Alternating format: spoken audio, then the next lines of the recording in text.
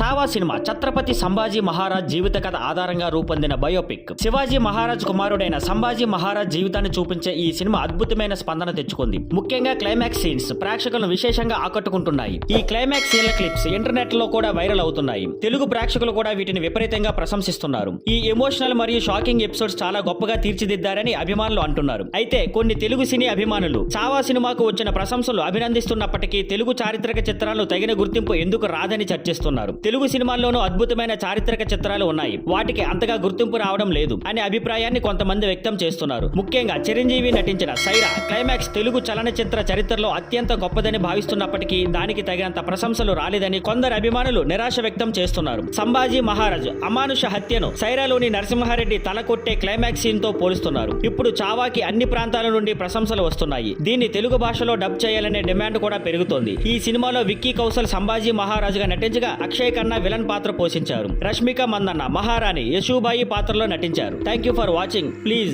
Like, share and subscribe.